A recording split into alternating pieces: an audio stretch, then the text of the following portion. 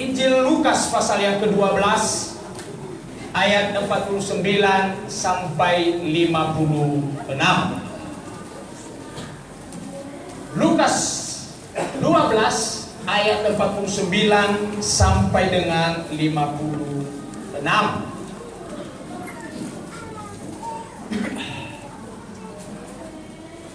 Kalau sudah ketemu semuanya, saya baca ayat yang ganjil 49. Bapak Ibu membacakan ayatnya yang genap, ayat 50 dan seterusnya. Yesus membawa pemisahan. Aku datang untuk meleparkan api ke bumi. Dan betapakah aku harapkan api itu terus menyala. Silakan. Aku harus menerima pemisahan dan betapakah rasanya hatiku sebelum itu berlangsung. Kamu menyangka bahwa aku datang untuk membawa damai di atas bumi? Bukan, kataku kepadamu, bukan damai, melainkan pertentangan. Karena mulai sekarang akan ada pertentangan antara 5 orang dalam suatu rumah. Ia melawan 2 dan 2 melawan 3. Mereka akan saling bertentangan. Ayah melawan anaknya laki-laki, dan anak laki-laki melawan ayahnya. Ibu melawan anaknya perempuan, dan anak perempuan melawan ibunya. Ibu mertua melawan menantunya. Perempuan dan menantu perempuan melawan ibu mertuanya. Yesus berkata pula kepada orang-orangnya, apabila kamu melihat lawan lain di sebelah barat, segera kamu berkata, akan datang hujan, dan hal itu memang terjadi. Dan apabila kamu melihat angin selatan bertiup, kamu berkata, hari akan panas terik, dan hal itu memang benar terjadi. Hai orang-orang munafik, rupa bumi dan langit kamu tahu menilainya. Mengapa kamu tidak dapat menilai zaman ini? Demikian pembacaan firman Tuhan. Bapak Ibu yang dikasih oleh Tuhan, berbahagialah kita yang mendengar, merenungkan, dan melakukan firman Tuhan dalam hidup kita sehari-hari. Selamat hari Minggu, selamat siang semuanya. Shalom. Shalom. Shalom. Shalom. Ada sukacita? Amin. Puji Tuhan, hari ini di ibadah kali ini hadir 2 gereja bersama dengan kita. Yang pertama di KP Jakarta sektor 5 ini sudah terbiasa melayani berbagai gereja di Jabodetabek ini. Memang kita beri tepuk tangan dulu sama mereka itu. Saya ke Bekasi ketemu juga orang-orang ini juga. Tapi saya pikir itulah bagian pelayanan. Terus kita juga hadir bersama dengan jemaat persiapan Immanuel Sawangan. 2 minggu yang lalu saya juga ke Sawangan. Nah, Bapak Ibu yang dikasihi oleh Tuhan, tema firman Tuhan buat kita semua di hari ini adalah mencari yang terbaik kesukaan Tuhan. Mencari yang terbaik kesukaan Tuhan. Kalau bahasa Nias mungkin agak lebih pas. Alui bodrege diseki somasi lomanan. Itu sangat jelas. Temanya tidak perlu lagi saya uraikan. Ini sudah cukup jelas. Alui bodrege diseki somasi lomanan. Mencari apa yang disukai oleh Tuhan. Slide berikutnya. Semua orang senang hidup rukun, damai dan tentram, sedapat mungkin menghindari ketegangan dan pertentangan. Ketika ada masalah, Anda berusaha secepat mungkin menyelesaikannya. Jadi pada prinsipnya, semua yang namanya manusia senang dengan kedamaian. Makanya ada istilah damai itu indah. Orang senang dengan ketentraman. Tidak ada orang yang suka ribut-ribut. Sukanya dia senang. Makanya kenapa kalau ketemu ada sapaan terus disalam, itu kan kata perintah. Yahoo, langsung dia salam. Ini pertanda bahwa manusia senang dengan persahabatan, senang dengan kedamaian, Amin. senang dengan kegembiraan. Maka aneh kalau ada orang dia senang berantem. Itu aneh itu. Pasti ada yang tidak beres. Ini orang mengapa dia tidak senang kedamaian ya? Supaya dia ribut melulu. Yang penting di mana dia ada, di mana dia hadir, pergumulan akan terjadi di sana. Kehadirannya tidak diinginkan oleh orang. Di mana-mana dia memberikan dampak yang negatif. Pada prinsipnya semua orang senang. Slide berikutnya. Nah, bagaimana dengan pernyataan Yesus di Lukas pasal yang ke-12 yang barusan kita baca tadi, ayat 49 sampai dengan 56. Sedikit agak kaget kita memang membaca firman Tuhan ini. Tapi jangan kita salah dulu. Sepertinya pernyataan Yesus dalam Lukas pasal yang ke-12 ini menimbulkan satu pertentangan dengan apa yang dilakukan dan dikerjakan Yesus sebelumnya. Dalam bagian itu Yesus katakan apa? Aku datang untuk melemparkan api. Kedua, Yesus katakan apa? Bukan membawa damai. Kamu pikir aku datang membawa damai? Bukan. Tetapi membawa pertentangan. Ayah melawan anaknya laki-laki dan sebaliknya. Ibu melawan anaknya perempuan dan sebaliknya. Sepertinya nubuat Yesaya yang berkata bahwa Yesus adalah Raja Damai tidak cocok dengan pernyataan ini. Yesus sendiri menyangkal bahwa kamu pikir aku membawa damai. Padahal nubuat Nabi Yesaya, dia adalah Raja Damai. Kan tidak cocok kan? Ayat-ayat ini bisa digunakan oleh orang-orang yang mau menentang tentang Kristenan. Dia katakan bahwa Yesus guru yang kamu akui Tuhan itu ternyata dia tidak konsisten dengan pernyataan ini.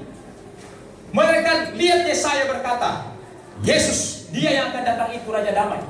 Ketika Yesus datang, kita terima dia yang dinubuatkan oleh Yesaya. Tetapi di dalam Injil Lukas, Yesus membantah sendiri nubuatan Yesaya. Itu bagi orang yang tidak mengerti. Dia coba kutip secara literal ayat itu, dia adukan, maka dia bilang inilah pertentangannya.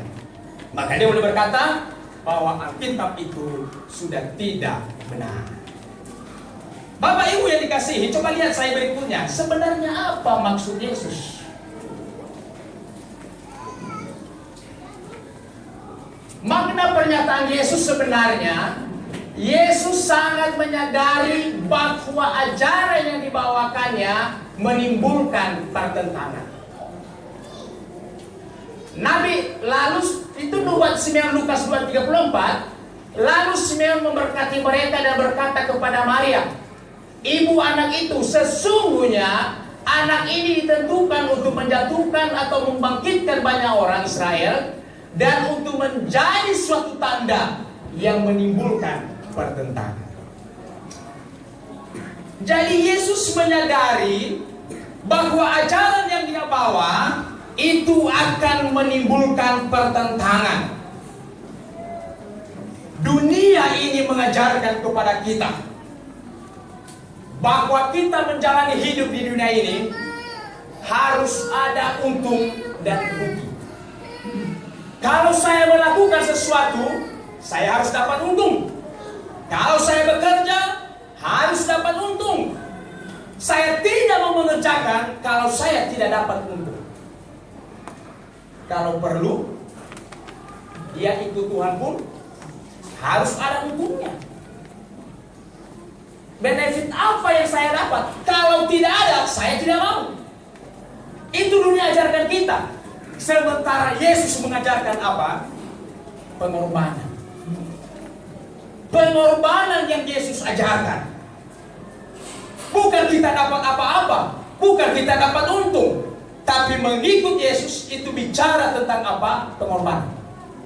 Pengorbanannya banyak sekali. Pengorbanan perasaan lah, pengorbanan pikiran lah, waktu dan lain sebagainya. Dunia ajarkan apa lagi? Dunia ajarkan kepada kita bahwa lebih baik menerima daripada memberi. Betul nggak? Iya. Orang yang sehat pikirannya, orang yang masih bisa melihat dan membaca, orang yang bisa mendengar, dia lebih berkata begini, lebih baik menerima dong daripada memberi. Sementara Yesus ajarkan apa? Lebih baik memberi daripada menerima. Ini contoh pertentangan yang diajarkan oleh Yesus. Dan orang mulai ribut di situ. Mana bisa ajaran ini kita terima? Seperti apa Yesus cara berhitungnya? Bukankah ini semua bicara tentang hitung-hitungan? Secara logika, bagaimana lebih baik memberi daripada menerima? Yang lebih baik itu apa? Menerima daripada memberi. Contoh yang sangat sederhana sekali. Tetapi bagi kita yang percaya kepada Tuhan, ajaran ini harus kita terima. Bahwa lebih baik memberi daripada menerima. Kalau ajaran dunia semua begini. Semua harus menerima semua. Kalau ajaran Tuhan bukan begini. Tapi apa? Memberi. Memberi. Bukan begini tangannya, betul. Kalau ajaran dunia begini, ajarannya menerima terus. Kalau ajaran Tuhan bukan. Begini caranya. Secara logika sebenarnya yang begini kan di bawah. Betul? Sementara yang memberi itu di atas. Jadi apa yang diajarkan oleh Yesus sebenarnya benar. Bahwa lebih baik memberi daripada menerima. Hari ini dalam ibadah ini, setelah khotbah ini, ada lelang gotong royong. Ada lelang gotong royong dari jemaat DKP persiapan Immanuel Sawah. Saya mau tantang kita semua. Apakah kita mau mengikut ajaran Tuhan atau ajaran dunia ini? Ya. Mau menerima atau mau memberi? Memberi? Setuju semuanya? Nanti dicatat siapa yang bilang memberi. Pada waktu lelang dimulai, kita ingat dua ini. Saya mau pilih ajaran Tuhan atau saya mau memilih ajaran dunia? Kalau saya pilih ajaran Tuhan, maka berlomba-lombalah kita hari ini menuliskan nilai-nilai uang dalam kertas yang segera dibagikan. Jangan sampai ada yang tidak menuliskan.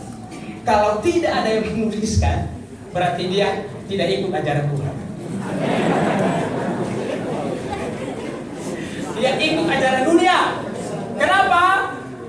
Harus menerima, bukan memberi. Pertentangan inilah yang Yesus sadar bahwa ini akan berbahaya. Bahkan Yesus ajarkan apa lagi? Kalau Musa ajarkan kamu, mata ganti mata, gigi ganti gigi. Tetapi tidak demikian, aku ajarkan kepada kamu. Kalau ada orang yang meminta bajumu, beri dia jubahmu. Waduh, kalau ada orang yang mengajak kamu berjalan 1 kilometer, berjalan 2 kilometer. Kalau ada yang tampar pipi kiri, kasih lagi. Enak kali orang ini, Bang.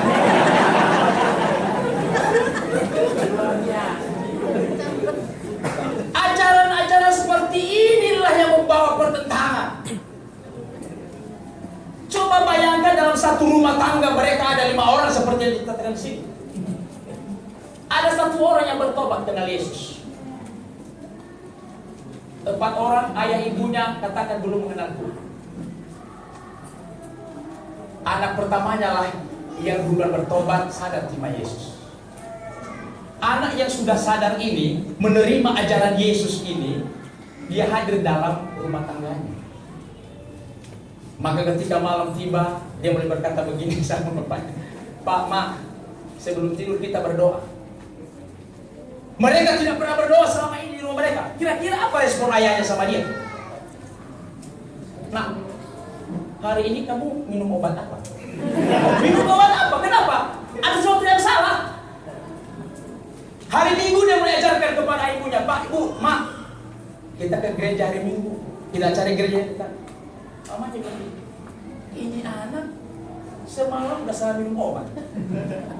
Kayaknya dia mimpi apa lagi ini semalam. Terjadi pertentangan. Maka jangan heran apa yang dikatakan oleh Yesus. Kalau ada dalam satu rumah 5 orang, 2 melawan 1. Bisa semua terjadi. Karena ajarannya. Pertentangan yang disampaikan oleh Yesus di situ, ajaran Yesus yang membawa perubahan nyata di tengah-tengah dunia ini. Dunia mengajarkan apa lagi? Kalau belanja di Senen, makanya tidak baik kalau pedagang di Senen. Ada jemaat berdagang di Senen, selalu menjadi pergumulan bagi dia. Dan begini, ada orang datang sama dia, Bu, ini beli baju ini berapa? 100.000. Dia tawar, Bu, ini boleh 70.000. Kamu ini gimana sih? 70.000 aja tidak balik modal. Padahal dia beli baju di Tanah Abang 50.000. Ketika orang menawar 70.000, harusnya dia dapat untung berapa? 20.000. Tapi dia bilang apa? Kembali modal pun juga tidak. Padahal sudah ada untung 20.000. Kalau begitu berapa? Modalnya berapa ini? Tambah dosa dia kedua. Ini modalnya 75.000. Sudah 2 kan? Berkata tadi tidak balik modal. Terus dia mengaku sekarang modalnya 75.000. Padahal di Tanah Abang cuma 20.000. Dia beli 50.000. Itulah dunia. Ibu ini datang sama saya, Pak, kalau saya tidak bilang begitu, kan saya tidak boleh jujur berapa modal saya sama dia. Kan saya dapat untung kecil. Dalam hati saya, iya benar juga ya, jadi pergumulan juga. Saya bilang 100.000. Waktu 70.000 harusnya sudah balik modal saya. Tapi supaya dia naik sedikit lagi, saya harus katakan sama dia bahwa di angka 70.000 itu modal saya belum balik. Makanya hati-hati para pedagang. Kalau sudah balik modal, lebih baik jangan bilang belum balik modal. Bilang aja kalau itu untungnya sedikit saya. Tak 20.000 kan untung sedikit. Kan dia tadi berharapnya berapa? 50.000 untungnya kan? Kalau itu 70.000 cuma untungnya sedikit. Tambahin lagi aja. Pertentangan seperti inilah yang menimbulkan pertentangan dan persoalan di tengah-tengah dunia ini. Tapi Yesus ajarkan, itulah makna daripada apa yang disampaikan oleh Yesus. Kalau dengan demikian sekarang, apa yang menjadi kesukaan, apa yang menjadi keinginan dan kehendak Tuhan dalam hidup kita? Ada 3 hal. Keluar slide yang berikut. Slide berikutnya, hidup dalam kebenaran. Galatia 1 ayat 10 firman Tuhan katakan, jadi bagaimana sekarang? Adakah ku cari kesukaan manusia atau kesukaan Allah? Adakah ku coba berkenan kepada manusia? Sekiranya aku masih mau mencoba berkenan kepada manusia, maka aku bukanlah hamba Kristus. Kalau dalam hidup ini kita masih mencoba mencari berkenan kepada manusia, supaya orang katakan kita baik, supaya orang katakan kita hebat, kita mencoba menyingkirkan apa yang diinginkan oleh Tuhan, maka kita bukan hamba Kristus. Dalam 1 Korintus 13 ayat 13, Paulus katakan apa? Demikian ketiga hal ini, iman, pengharapan dan kasih, dan yang paling besar diantaranya ialah kasih. 1 Korintus 13 ayat 13 ini saya selalu katakan bahwa inilah gaya hidup orang percaya. Seluruh kehidupan orang percaya, bahkan seluruh pemberitaan di mimbar ini tidak pernah keluar dari tiga hal ini: iman, pengharapan, dan kasih. Bapak Ibu, coba sebut sama saya tema apa yang selama ini Bapak dengar, Ibu dengarkan dari mimbar ini tidak berhubungan dengan tiga ini. Ada pernah keluar topik tidak bicara iman, tidak bicara pengharapan, dan tidak bicara kasih? Semua apa yang diajarkan selalu muaranya di tiga ini: iman, pengharapan, dan kasih. Inilah yang saya sebut gaya hidup orang percaya itu tiga ini. Gaya hidup kita itu orang beriman. Gaya hidup kita itu orang yang punya pengharapan. Dan gaya hidup kita itu orang yang punya kasih. Membahas topik ini saja, ini bisa berhari-hari ini. Iman, pengharapan, dan kasih. Orang yang punya iman, maka bagi dia tidak ada jalan yang tertutup. Orang yang beriman, bagi dia tidak ada kata putus asa. Kenapa? Bagi dia jalan selalu terbuka. Tiada ada yang mustahil bagi Tuhan. Bagi orang yang percaya, iman itu definisinya apa? Iman dalam Ibrani 11 ayat 1 apa? Bukti dari segala sesuatu yang tidak kita lihat. Kita harapkan, kita belum lihat, tetapi kita percaya. Itulah ciri-ciri kita orang yang percaya. Artinya apa? Saya percaya bahwa suatu saat saya punya rumah seperti itu. Itu iman itu. Suatu hari saya ingin punya mobil seperti itu. Itu iman. Bisa itu terjadi? Bisa itu terjadi. Itulah namanya iman. Jangan berkata begitu terus. Tak mungkin, tak mungkin, tak mungkin, tak mungkin. Kita selalu berkata apa? Tak mungkin, tak mungkin, tak mungkin. Itu terus yang dia lakukan. Ketika orang berkata percayalah, kamu akan diberkati Tuhan. Tak mungkin. Percayalah, pasti ada jalan keluar. Tak mungkin. Kalau ada kita orang yang percaya Yesus, tapi selalu di pikiran kita berkata apa? Tak mungkin, tak mungkin, tak mungkin. Maka kita ragukan kepercayaan kita. Kita harus berkata apa? Itu pasti akan terjadi. Jadi gaya hidup kita itu memang gaya hidup orang yang beriman itu memang luar biasa. Jadi biasanya dia orang ini, kalau dia hadir di mana-mana, dia orang yang selalu memberikan semangat. Kamu jangan khawatir, percaya saja, semua akan beres. Bagaimana cara beresnya? Saya juga tidak tahu, dan percaya saja.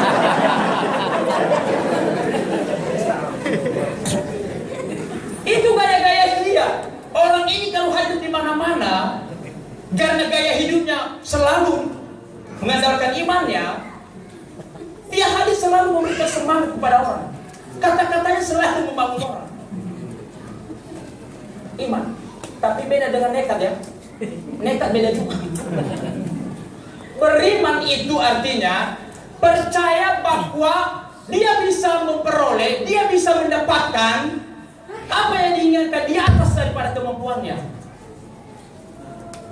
Kalau saya punya uang di bank 500 juta, itu saya katakan begini, minggu depan saya bisa punya mobil seperti ini. Itu bukan iman namanya itu. Gak usah dia beriman begitu. Memang sudah ada uangnya di dalam, tinggal dia ambil uangnya, dia beli mobilnya. Tapi ini orang tidak punya uang apa-apa. Tapi dia mulai katakan kepada istrinya, "Ma,